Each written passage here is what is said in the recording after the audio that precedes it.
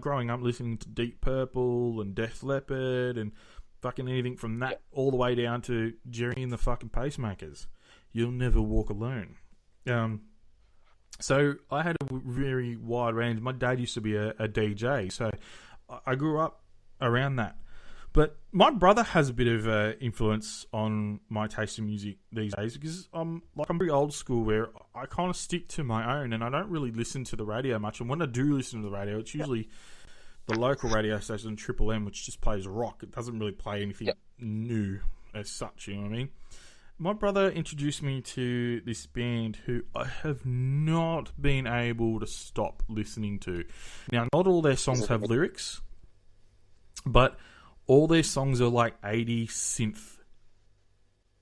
Yes! It's all 80s synth. And if you've ever heard of this band, if you haven't, give it a fucking listen because it will take you back to your days. They do such amazing fucking stuff. They're called The Midnight. The Midnight. Get on Spotify, listen to them. It'll blow your mind. You'll fucking love them.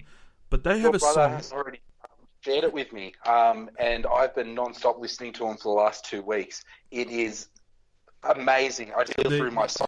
They are. I don't know why I have not found this. Now, I'm not a dance music person at all, but it's not. I don't consider it dance. I love the stuff without the lyrics. But there's two songs that they have.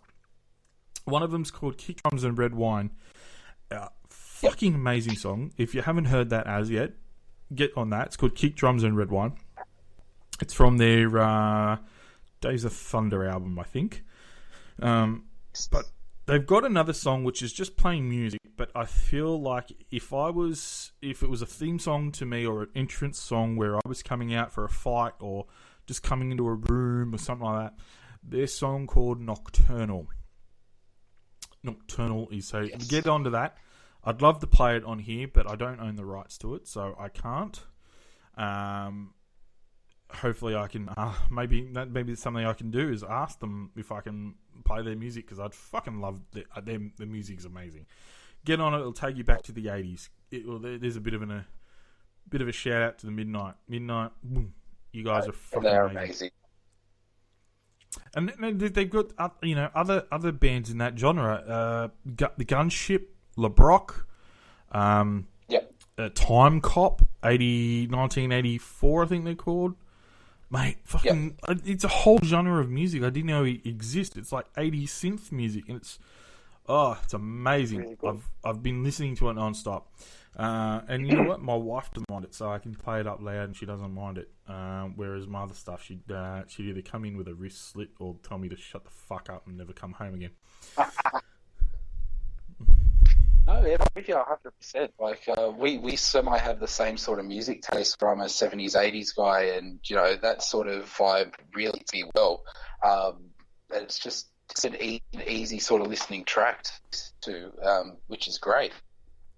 And I love that I've got music for my whole mood. Like there was one album that I kind of go back and we'll talk about this later on in a few episodes time. But mental health is a very big thing that happens to a lot of men our age.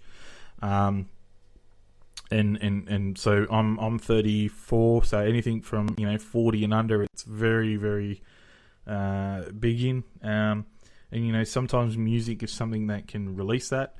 I always had an album that I used to go to. The band was called Funeral for a Friend. I used to always listen to them as I was feeling. If I had a shit day, I'd sit down and listen to that album. It would pick me up. I'd get lost for whatever, an hour and a half or whatever the album was. And I could move on for a few more days without having to worry about the world crashing down on me. The music is an amazing thing that connects people, gives people purpose. And when you find that right song, it just changes your entire life. Do you find that? Oh, Chris, I remember when we were coming back from our Canberra trip and you introduced me to a song by Billy Joel called Vienna. Yes. That that song is synonymous with my life, and it's helped me get through a lot over the last year or so. It got me more listening into Billy Joel, and if I had two albums that would be my go-to for a relaxed sort of get my head back on track, Mac Rumours and Billy Joel The Stranger. Fleetwood. They're my two albums. See, my brother has just recently bought a vinyl a vinyl player, and he asked me, he goes, what albums should I get? And I said, well, there's two albums that you need to buy. It's straight fucking way on vinyl. And that's one, the first one should be Fleetwood Mac, Rumours. And he went and bought it, and it's amazing. And the second, it's got to be Abbey Road, the Beatles. Yes. Which I went and bought for him, actually. So he's got that. But, some albums were just made for vinyl. What about Jimi Hendrix? Are you experienced? Jimi Hendrix? Yeah, Jimi Hendrix would be... that was made for vinyl. But like a lot of these older bands, made for vinyl. The remastered, they sound great, and blah, blah, blah. There's something about listening to a record being played on vinyl. I can't explain it. It's just different. It's soothing. The sound it just does something to your mind, your body, your soul that is just unexplainable. So yeah, Rumours and Abbey Road are my two for if you ever get a vinyl. Even if you don't like those two bands, buy them anyway. And thank me later. I think another one would be Electric Light Orchestra's really good album. Oh, yes. A great one as well. Yeah, or anything by Dire Straits. I agree. And you know what? I'm not a big fan of this band, but I reckon they would sound amazing on vinyl. And just to have an album of theirs on vinyl is the Grateful Dead. Yeah, I can agree. And anything by Bob Dylan. 100%.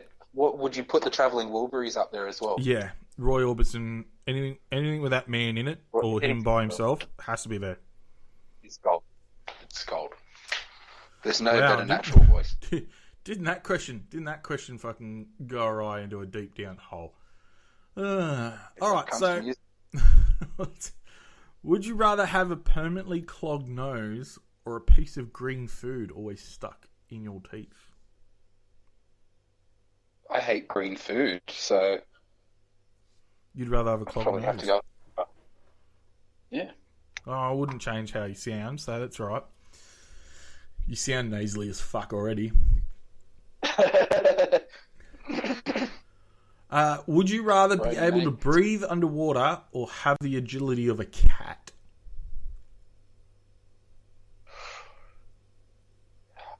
I would rather have the agility of a cat because screw going underwater because we only know like 15% of the ocean. I'm not going to discover the other 85% and die for it. So agility of a cat, please. All right, I'm gonna ask this next question, and I want you to answer it twice. Okay, I want you to first answer it for yourself, and then I want you to answer it for me. Okay. Yep. What are you freakishly bad at?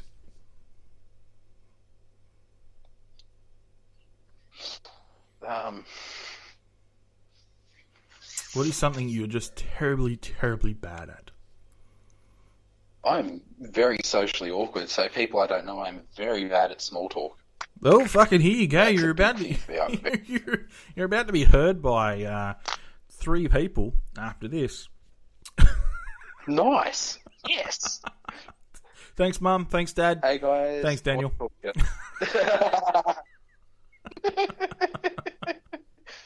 my 3 listeners. And so just dealing with people, just socially interact. So this social distancing has kind of been a godsend to you. You don't have to deal with people. My life hasn't changed. It hasn't changed. Well, all right. So what am I freakishly bad at? And you know what I'm getting at.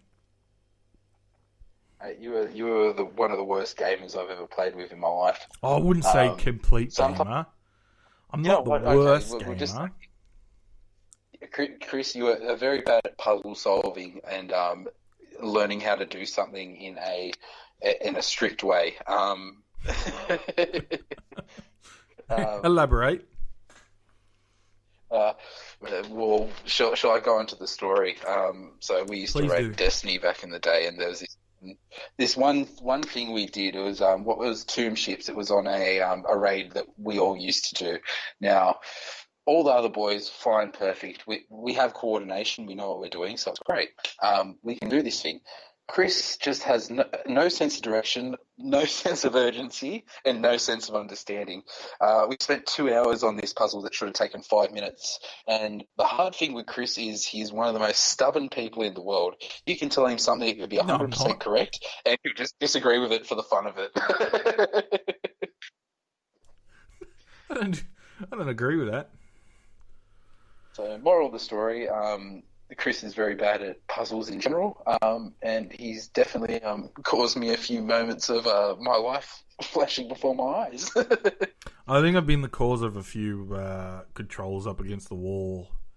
Not necessarily mine, just people going, Chris, it's just, this is how you do it. And it got to a point where I realised I just didn't give a shit, and I was just not doing it. I was just not doing it for the just sake to be a troll and to be an arsehole. No, that's not me at all. Because I just got to the point where I knew, well, I'm not going to be able to do this. I'm just going to just fucking fuck with these people instead of just leaving. Instead of doing the nice thing and just leaving and going, you know what, guys, I'm not going to be able to do this. Get somebody in who can. It was more like, well, no, fuck, I'll waste their time. I'll do it. Fuck these guys. Alright, so what's something you've tried that you'll never, ever, ever try again?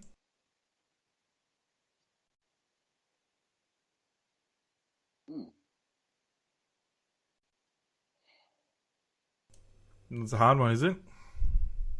Oh, it's just any food? Trying to think. Mate, Sex with that random guy you had? I'd never work in the restaurant industry again, that's for sure. You wouldn't? You must have some weird, wonderful stories from your restaurant days. Is there anything? Is there a story that pops out in your head that you could tell? Probably just the broad spectrum of working in Liverpool and seeing the amount of Liverpoolians that I would in a day. I love how you kind of censored that. I love how you kind of censored that. That instead of say the amount of fucking junkies I see a day, it was just more Liverpoolians. Yes, we got to keep it broad. We don't want to specify a drug. But mate, just seeing that every day, and I mean, like, you just pick up mannerisms and stuff like that, and I mean, like, it's just funny. Like, I mean, you just look at it and you laugh. It's like, holy shit, man! Like, this is great. How mad have you ever gotten at a customer before? Like, is there a thing where you've given the customer food, they're not happy with it, you've gone and fixed it, you've come back, they're still not happy with it, they've gotten angry at you, but there's nothing wrong with the food, it's just them being dicks? Has that ever happened to you, and what's usually the response that happens? All the time, man, but I'm contrary to popular belief, I'm actually a pretty calm person. It takes a lot to get me frustrated. I mean, you can tell that it's taken forever to actually get you to fucking talk. We nearly finished the episode and you're starting to talk now.